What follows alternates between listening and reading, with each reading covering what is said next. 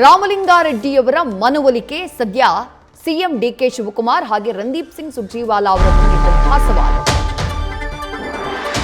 DK Shivakumar ಹಾಗೆ ಸುರ್ಜೇವಾಲಾ ಮನವಿಗೂ ಕೂಡ ರಾಮಲಿಂಗಾರೆಡ್ಡಿ ಅವರು ಪಟ್ಟನ್ನ ಸಡಿಲಿಸಿಲ್ಲ. ರಾಜೀನಾಮೆ ನಿರ್ಧಾರಕ್ಕೆ ಬದ್ಧ ಎಂದಿದ್ದಾರೆ ರಾಮಲಿಂಗಾರೆಡ್ಡಿ. ಸುರ್ಜೇವಾಲಾ ಭೇಟಿ ಬಳಿಕ ಸುದ್ದಿಗೋಷ್ಠಿ ನಡೆಸಿ ರಾಮಲಿಂಗಾರೆಡ್ಡಿಯವರು ನೀಡಿರುವಂತಹ ಮಾಹಿತಿ ಇದು. ಸುರ್ಜೇವಾಲಾ ಅವರಿಗೆ ಎಲ್ಲವನ್ನ ನಾನು ವಿವರವಾಗಿ ತಿಳಿಸಿದ್ದೇನೆ. ಸಕಾರಾತ್ಮಕ ನಿರ್ಧಾರ ಕೈಗೊಳ್ಳುತ್ತಾರೆ ಅನ್ನುವಂತಹ ವಿಶ್ವಾಸ ನನಗಿದೆ. ಸಿಎಂ ಹಾಗೆ ಸುರ್ಜೇವಾಲಾ ಏನ್ ನಿರ್ಧಾರ ಕೈಗೊಳ್ಳುತ್ತಾರೆ ಅಂತ ಹೇಳಿ ಕಾದು ನೋಡೋಣ ಅಂದಿದ್ದಾರೆ ಹಿರಿಯ ನಾಯಕ ರಾಮಲಿಂಗಾರೆಡ್ಡಿ. ರಾಜೀನಾಮೆ ನಿರ್ಧಾರದಿಂದ ಹಿಂದೆ ಸರಿಯೋಕೆ ಮನವಿ ಮಾಡಿದ್ದಾರೆ. ಸದ್ಯಕ್ಕೆ ನನ್ನ ನಿಲುವಿನಲ್ಲಿ ಯಾವುದೇ ಬದಲಾವಣೆ ಇಲ್ಲ ಎಂದಿದ್ದಾರೆ ರಾಮಲಿಂಗಾರೆಡ್ಡಿ. ಯಾವುದೇ ರೀತಿಯ ಮನವೊಲಿಕೆಗೂ ಕೂಡ ಜಗ್ತಾ ಇಲ್ಲ, ಖಾತೆ ಬದಲಾವಣೆಯ ಹೊರತಾಗಿ. ರಾಮಲಿಂಗಾರೆಡ್ಡಿಯವರು ಸುರ್ಜೇವಾಲಾ ಅವರನ್ನ ಭೇಟಿಯಾದಂತಹ ನಂತರದಲ್ಲಿ ಅವರು ಮಾಧ್ಯಮಗಳಿಗೆ ಕೊಟ್ಟಿರುವಂತಹ ಪ್ರತಿಕ್ರಿಯೆ ಇದು. ಯಾವುದೇ ಕಾರಣಕ್ಕೂ ನನ್ನ ನಿಲುವಿನಲ್ಲಿ ಬದಲಾವಣೆ ಇಲ್ಲ, ರಾಜೀನಾಮೆಯ ನಿರ್ಧಾರಕ್ಕೆ ನಾನು ಬದ್ಧ ಎಂದಿದ್ದಾರೆ ರಾಮಲಿಂಗಾರೆಡ್ಡಿ. ಸುರ್ಜೇವಾಲಾ ಭೇಟಿ ಬಳಿಕ ಸುದ್ದಿಗೋಷ್ಠಿ ನಡೆಸಿ ಅವರು ಕೊಟ್ಟಿರುವಂತಹ ಮಾಹಿತಿ ಇದು. ಹಾಗಾದ್ರೆ ಮುಂದೇನು? ರಾಮಲಿಂಗಾರೆಡ್ಡಿ ಅವರು ಹೇಳ್ತಿದ್ದಾರೆ, ಸುರ್ಜೇವಾಲಾ ಹಾಗೆ ಡಿಕೆ ಶಿವಕುಮಾರ್ ಅವರು ಸಕಾರಾತ್ಮಕವಾದಂತಹ ನಿರ್ಧಾರವನ್ನ ಕೈಗೊಳ್ತಾರೆ ಅನ್ನುವಂತಹ ವಿಶ್ವಾಸ ಇದೆ. ರಾಜೀನಾಮೆ ನಿರ್ಧಾರದಿಂದ ಹಿಂದಕ್ಕೆ ಸರಿಯೋದಕ್ಕೆ ಮನವಿ ಮಾಡಿದ್ದಾರೆ. ಆದರೆ ನಾನು ನನ್ನ ನಿಲುವಿನಲ್ಲಿ ಯಾವುದೇ ಬದಲಾವಣೆ ಇಲ್ಲ ಅನ್ನೋದನ್ನ ಬಹಳ ಸ್ಪಷ್ಟವಾಗಿ ತಿಳಿಸಿದ್ದೇನೆ ಅಂತ ಹೇಳಿ ರಾಮಲಿಂಗಾರೆಡ್ಡಿ ಅವರು ಹೇಳಿದ್ದಾರೆ ಸುದ್ದಿಗೋಷ್ಠಿಯನ್ನ ನಡೆಸಿ. ಅಲ್ಲಿಗೆ ಈ ಸಂಪುಟ ಸಂಕಟ ರಾಮಲಿಂಗಾರೆಡ್ಡಿಯವರಿಂದ ಬಹಳ ದೊಡ್ಡದಾಗಿ ಏನ್ ಸೃಷ್ಟಿಯಾಗ್ಬಿಟ್ಟಿದೆ.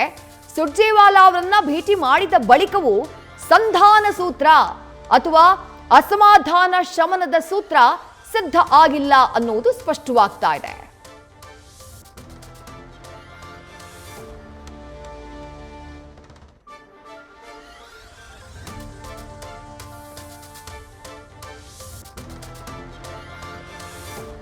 ಸಿಎಂ ಡಿಕೆ ಶಿವಕುಮಾರ್ ಸುರ್ಜೇವಾಲಾ ಮಾತನಾಡಿದ್ದಾರೆ. ನೋಡೋಣ ಏನಾಗುತ್ತೆ ಅಂತ ಗೊತ್ತಿಲ್ಲ. ನಾನು ಯಾವತ್ತೂ ಇದೇ ಖಾತೆ ಬೇಕು ಅಂತ ಹೇಳಿ ಕೇಳಿದವನಲ್ಲ, ಇದುವರೆಗೂ ಆ ರೀತಿ ಕೇಳಿಲ್ಲ.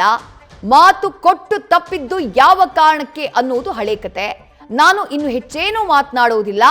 ಅವರ ನಿರ್ಧಾರದ ಮೇಲೆ ನಾನು ಮುಂದಿನ ಹೆಜ್ಜೆಯನ್ನ ಇಡ್ತೀನಿ ಅಂದಿದ್ದಾರೆ ರಾಮಲಿಂಗಾರೆಡ್ಡಿ. ಸಿಎಂ ಸುರ್ಜೇವಾಲಾ ಮಾತುಕತೆ ನಡೆಸ್ತಿದ್ದಾರೆ. ಮೀಟಿಂಗ್ನಲ್ಲಿ ಯಾವ ತೀರ್ಮಾನ ಮಾಡ್ತಾರೋ ನೋಡೋಣ. ಸಂಜೆಯ ಒಳಗೆ ಗೊಂದಲ ಬಗೆಹರಿಸುವ ವಿಶ್ವಾಸವಿದೆ ಎಂದಿದ್ದಾರೆ ರಾಮಲಿಂಗಾರೆಡ್ಡಿ. ಮತ್ತಷ್ಟು ಡೀಟೇಲ್ಸ್ ನಮ್ಮ ಪ್ರತಿನಿಧಿ ಹರೀಶ್ ನೀಡ್ತಾ ಹೋಗ್ತಾರೆ. ಹರೀಶ್, ಈ ಭೇಟಿಯ ಸಮಯದಲ್ಲೂ ಕೂಡ ಸಂಧಾನಕ್ಕೆ ಸೂತ್ರ ಸಿದ್ಧವಾಗಿಲ್ಲ ಅನ್ನೋದು ಬಹಳ ಸ್ಪಷ್ಟವಾಗ್ತಾ ಇದೆ. ಸಂಜೆಯ ಒಳಗೆ ಸಮಸ್ಯೆ ಬಗೆಹರಿಯುವಂತಹ ನಿರೀಕ್ಷೆಯಲ್ಲಿ ರಾಮಲಿಂಗಾರೆಡ್ಡಿ ಅವರು. ಹಾಗಾಗದೇ ಇದ್ರೆ, ಅವ್ರಿಗೆ ಬೇಕಾದ್ದು ಸಿಗದೇ ಇದ್ರೆ ಮುಂದೆ ಏನಾಗಬಹುದು ಅಂತ ಹೇಳಿ ಹರೀಶ್. ವಿದೇಶ ಬಹಳ ಮುಖ್ಯವಾಗಿರುವಂತದ್ದು. ಈಗಾಗಲೇ ಸಿಎಂ ಡಿಕೆ ಶಿವಕುಮಾರ್ ಮತ್ತೆ ಉಸ್ತುವಾರಿ ರಣದೀಪ್ ಸಿಂಗ್ ಸುರ್ಜೇವಾಲಾ ಜೊತೆ ಮಹತ್ವದ ಮಾತುಕತೆಯನ್ನು ಕೂಡ ನಡೆಸಿದ್ದಾರೆ.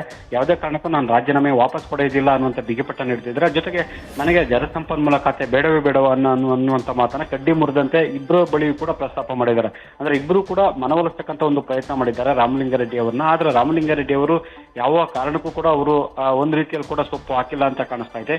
ಹಾಗಾಗಿ ಒಂದು ಮಾತನ್ನು ಕೂಡ ಪ್ರಸ್ತಾಪ ಮಾಡ್ತಾ ಇದ್ದಾರೆ. ಈಗ ನಾನು ಸಿಎಂ ಕೂಡ ಮಾತಾಡಿದ್ದಾರೆ, ಮತ್ತೆ ಸುರ್ಜೇವಾಲಾ ಅವರು ಕೂಡ ಮಾತಾಡಿದ್ದಾರೆ. ಸೊ ಬಗೆಹರಿಸ್ತಾರೆ ಸಂಜೆ ಒಳಗಡೆ ಅನ್ನುವಂಥ ವಿಶ್ವಾಸ ಇದೆ ಅನ್ನುವಂಥ ಮಾತು ಹೇಳ್ತಿದ್ದಾರೆ. ರಾಜೀನಾಮೆಯನ್ನ ವಾಪಸ್ ಪಡಿ ಅನ್ನುವಂಥ ಮಾತನ್ನು ಹೇಳ್ತಿದ್ದಾರೆ. ಅದನ್ನ ನಾನು ಯಾವ ಕಾರಣಕ್ಕೆ ವಾಪಸ್ ಪಡಿಬೇಕು, ಮಾತು ಕೊಟ್ಟವರು ಯಾರು ಅನ್ನುವಂಥ ಪ್ರಶ್ನೆಯನ್ನು ಸಹಜವಾಗಿ ಕೂಡ ರಾಮಲಿಂಗಾರೆಡ್ಡಿ ಅವರು ಡಿಕೆ ಶಿವಕುಮಾರ್ ಅವರ ಮುಂದೆ ಇಡುವಂತ ಒಂದು ಪ್ರಯತ್ನ ಮಾಡ್ತಾ ಇದ್ದಾರೆ. ಅಂದ್ರೆ ನಾನು ಯಾವತ್ತೂ ಕೂಡ ಇಂಥದ್ದೇ ಖಾತೆ ಕೊಡಿ ಅಂತ ಕೇಳಿರ್ಲಿಲ್ಲ. ಆದ್ರೆ ಮಾತು ಕೊಟ್ಟಂತವ್ರು ಯಾರು, ಮಾತು ಕೊಟ್ಟದಂತೆ ನಡೆಸ್ಕೊಳ್ಬೇಕಾಗತ್ತೆ, ಮಾತು ಉಳಿಸ್ಕೊಳ್ಬೇಕಾಗತ್ತೆ.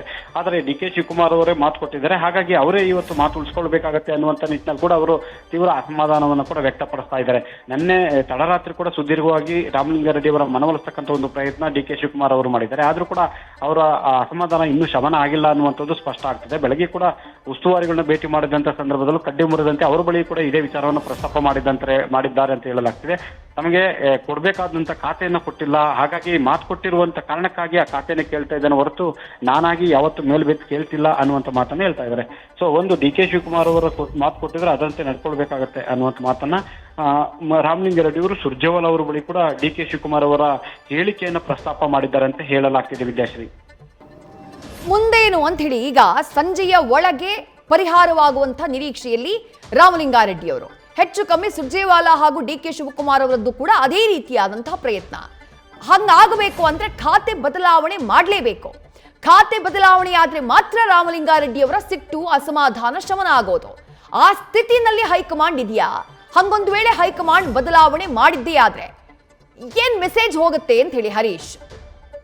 ವಿದೇಶಿ ಈಗಾಗಲೇ ಕೂಡ ಪರಿಸ್ಥಿತಿ ಕೈ ಮೀರಿ ಹೋಗಿದೆ ಸರ್ಕಾರದ ಮಟ್ಟದಲ್ಲಿ ಮತ್ತೆ ಕಾಂಗ್ರೆಸ್ ಪಕ್ಷದ ಮಟ್ಟದಲ್ಲಿ. ಯಾಕಂದ್ರೆ ರಾಜೀನಾಮೆ ಕೊಡುವುದಕ್ಕೂ ಮೊದಲೇ ಕೂಡ ಅದನ್ನ ಬಗೆಹರಿಸುವಂತ ಒಂದು ಪ್ರಯತ್ನ ಆ ನಾಯಕರಿಂದ ಆಗ್ಬೇಕಾಯ್ತು. ಅದು ಪರಿಸ್ಥಿತಿ ಕೈ ಮೀರಿ ಹೋಗಿರುವಂತ ಹಿನ್ನೆಲೆಯಲ್ಲಿ ಮುಂದೆ ರಾಮಲಿಂಗಾರೆಡ್ಡಿ ಅವರು ಒಂದು ವೇಳೆ ಅಂತಹ ಸಂದರ್ಭ ಅಂದ್ರೆ ಬದಲಾವಣೆ ಮಾಡದೇ ಇದ್ದಂತ ಸಂದರ್ಭದಲ್ಲಿ ಅಥವಾ ಅವರ ನಿರೀಕ್ಷೆಗೆ ತಕ್ಕಂತೆ ಅವರ ಬೇಡಿಕೆಯನ್ನು ಒಪ್ಪದೇ ಇದ್ದಂತ ಸಂದರ್ಭದಲ್ಲಿ ಸಹಜ ಕೂಡ ಅವರು ಶಾಸಕರಾಗೇ ಉಳಿತೇನೆ ಹೊರತು ನಾನು ಸಚಿವ ಸಂಪುಟದಲ್ಲಿ ಸೇರೋದಿಲ್ಲ ಅನ್ನುವಂತಹ ಮಾತನ್ನ ಸ್ಪಷ್ಟವಾಗಿ ಹೇಳಿದ್ರೆ ಈ ಮೂಲಕ ಸರ್ಕಾರದ ಅಂದ್ರೆ ಡಿ.ಕೆ. ಶಿವಕುಮಾರ್ ಅವರ ವಿರುದ್ಧನೇ ಕೂಡ ಸಿಡಿದೆದ್ದಿದ್ದಾರೆ ಅನ್ನುವಂಥದ್ದು ಸ್ಪಷ್ಟವಾಗಿ ಗೊತ್ತಾಗ್ತದೆ. ಸೊ ಒಂದು ಮಾತನ್ನ ಪದೇ ಪದೇ ಹೇಳ್ತಾ ಇದ್ದಾರೆ, ನನಗೆ ಮಾತು ಕೊಟ್ಟಿರುವಂಥದ್ದು ಯಾರೋ ಮಾತು ಕೊಟ್ಟಿರುವಂಥದ್ದು ಉಳಿಸ್ಕೊಳ್ಬೇಕಾಗತ್ತೆ ಅನ್ನೋ ಒಂದು ಮಾತನ್ನ ಅದೇ ವಿಚಾರವನ್ನ ಪ್ರಮುಖವಾಗಿ ಪ್ರಸ್ತಾಪ ಮಾಡ್ತಾ ಇದ್ದಾರೆ. ಹಾಗಾಗಿ ಮುಂದೆ ಅವರು ಖಾತೆ ಸಿಗದೇ ಇದ್ದಂತ ಸಂದರ್ಭದಲ್ಲಿ ಸಂಪುಟದಿಂದಲೇ ಸಂಪೂರ್ಣ ದೂರ ಉಳಿಯುವಂತ ನಿಟ್ಟಿನಲ್ಲಿ ಕೂಡ ತೀರ್ಮಾನ ಮಾಡಿದ್ದಾರೆ ಅಂತ ಹೇಳಲಾಗ್ತದೆ. ನನ್ಗೆ ಯಾವುದೇ ಕಾರಣಕ್ಕೂ ಯಾವ ಖಾತೆನೂ ಬೇಡ, ನಾನು ಶಾಸಕರಾಗಿ ಉಳಿತೀನಿ ಅನ್ನುವಂತ ಮಾತನ್ನ ಸ್ಪಷ್ಟವಾಗಿ ಹೇಳುವಂತ ಒಂದು ಪ್ರಯತ್ನ ಮಾಡಿದ್ದಾರೆ. ಇದೇ ಮಾತನ್ನ ಕೂಡ ಸುರ್ಜೇವಾಲಾ ಅವರು ಬಳಿ ಹೇಳಿದ್ದಾರೆ ಅಂತ ಹೇಳಲಾಗ್ತಿದೆ. ಅವರ ಮನವೊಲಿಸ್ತಕ್ಕಂಥ ಒಂದು ಪ್ರಯತ್ನ ಸುರ್ಜೇವಾಲಾ ಅವರು ನಿರಂತರವಾಗಿ ಮಾಡಿದ್ದಾರೆ. ಸೊ ಖಾತೆಯನ್ನ ಬದಲಾವಣೆ ಮಾಡೋದಕ್ಕೊಂದು ಅವಕಾಶ ಕೊಡಿ ಅನ್ನುವಂತ ಮಾತನ್ನು ಕೇಳಿದ್ದಾರೆ. ಆದ್ರೆ ನನಗೆ ಬೆಂಗಳೂರು ನಗರಾಭಿವೃದ್ಧಿ ಕೊಡ್ಲಿಲ್ಲ ಅಂತಂದ್ರು ಬದಲಾವಣೆ ಖಾತೆ ಬೇರೆ ಕೊಡಿ ಅನ್ನುವಂತ ಮಾತನ್ನು ಹೇಳಿದ್ದಾರೆ ಅಂತ ಹೇಳಲಾಗ್ತಿದೆ. ವಿದೇಶಿ ಥ್ಯಾಂಕ್ ಯು ಹರೀಶ್ ತಮ್ಮೆಲ್ಲ ಡೀಟೇಲ್ಸ್ಗೆ. ನ್ಯೂಸ್ ಫಸ್ಟ್ ನಿರ್ಭೀತಿಯಿಂದ ನಿಮ್ಮ ಪರವಾಗಿ.